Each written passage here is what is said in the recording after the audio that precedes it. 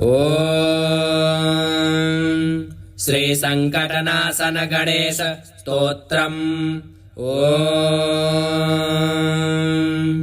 प्रणम्य शिरसा देवम् गौरीपुत्रम् विनायकम् भक्तावासं स्मरेन्नित्य मायुष्कामार्थसिद्धये प्रथमम् वक्रतुण्डम् च एकदन्तम् द्वितीयकम् तृतीयम् कृष्णपिङ्गाक्षम् गजवक्त्रम् चतुर्थकम् लम्बोदरम् पञ्चमम् च षष्ठम् विकटमेव च सप्तमम् विघ्नराजेन्द्रम् धूम्रवर्णम् तथाष्टमम् नवमम् बालचन्द्रम् च दशमम् तु विनायकम् एकादशम् गणपतिम् द्वादशम् तु गजाननम् द्वादशैतानि नामानि त्रिसन्ध्यम् यः पठेन्नरः न च विघ्नभयम् तस्य सर्वसिद्धिकरम् परम्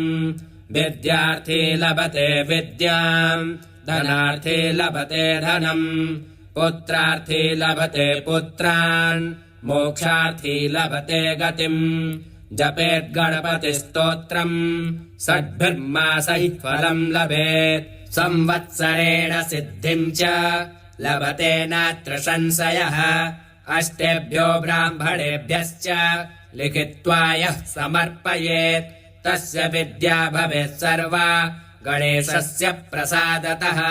ॐ श्रीनारदपुराणे संकटनाशनम् नाम गणेशस्तोत्रम् सम्पूर्णम्। ॐ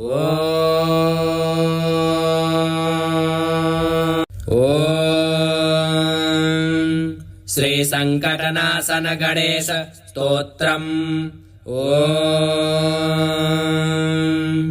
प्रणम्य शिरसा देवम् गौरीपुत्रम् विनायकम् भक्तावासं स्मरेन्नित्य मायुष्कामार्थसिद्धये प्रथमम् वक्रतुण्डम् च एकदन्तम् द्वितीयकम् तृतीयम् कृष्णपिङ्गाक्षम् गजवक्त्रम् चतुर्थकम् लम्बोदरम् पञ्चमम् च षष्ठम् विकटमेव च सप्तमम् विघ्नराजेन्द्रम् धूम्रवर्णम् तथाष्टमम् नवमम् बालचन्द्रम् च दशमम् तु विनायकम् एकादशम् गणपतिम् द्वादशम् तु गजाननम् द्वादशैतानि नामानि त्रिसन्ध्यम् यः पठेन्नरः न च विघ्नभयम् तस्य सर्वसिद्धिकरम् परम्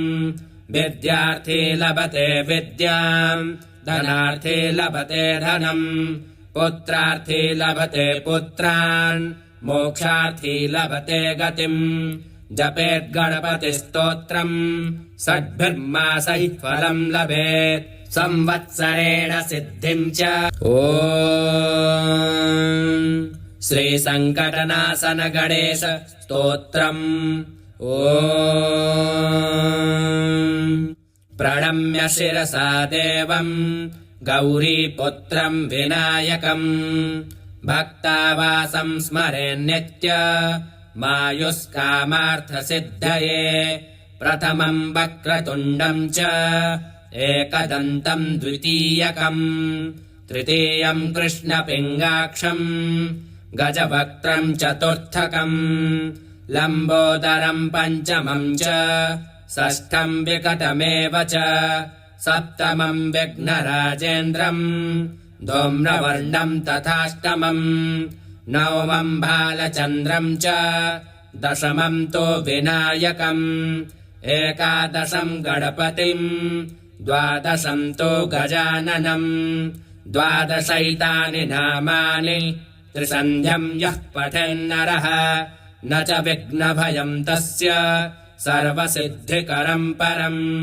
विद्यार्थी लभते विद्याम् धनार्थी लभते धनम् पुत्रार्थी लभते पुत्रान् मोक्षार्थी लभते गतिम् जपेद्गणपतिस्तोत्रम् षड्भिर्मासैः फलम् लभेत् संवत्सरेण सिद्धिम् च लभते नात्र संशयः अष्टेभ्यो ब्राह्मणेभ्यश्च लिखित्वा यः समर्पयेत् तस्य विद्या भवेत् सर्वा गणेशस्य प्रसादतः।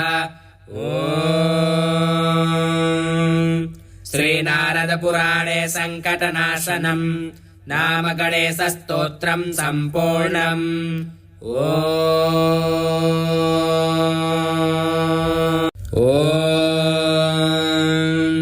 श्रीसङ्कटनाशन गणेश स्तोत्रम्।